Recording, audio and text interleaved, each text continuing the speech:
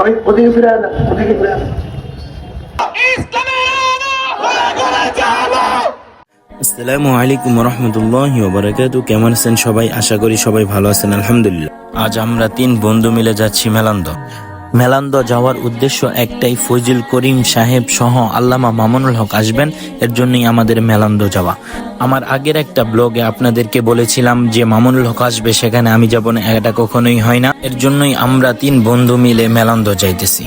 আমরা যাওয়ার সময় দেখতে পারলাম যে আকাশের অবস্থা অনেক খারাপ। আমরা ভাবতেছি যে মাহফিল ভালো করে শুনতে পারবো কি পারবো না, আর মাহফিলে হুজুরেরা আসবে কি আসবে না, এটা নিয়ে অনেক ভাবতে ভাবতে আমরা চলে আসলাম দাঁতভাঙ্গা ব্রিজে।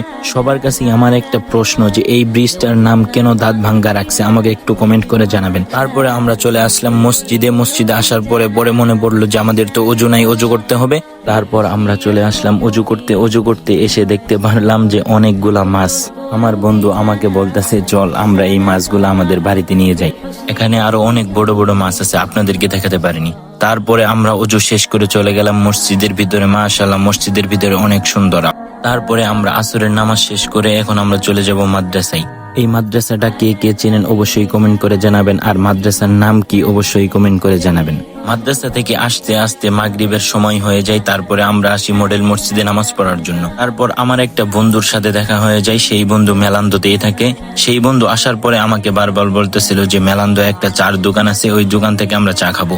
তারপরে আমরা চলে আসলাম চায়ের দোকানে। মাশাআল্লাহ, আমরা যখন গেছি তখন অনেক ভিড় ছিল দোকানে।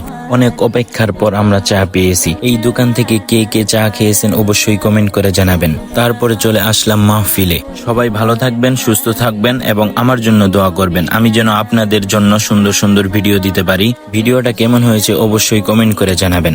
ফেসবুক, টিকটক থেকে দেখে থাকলে অবশ্যই ফলো করে দিবেন, ইউটিউব থেকে দেখে থাকলে অবশ্যই সাবস্ক্রাইব করে দিবেন। আজ এই পর্যন্তই। আসসালামু আলাইকুম।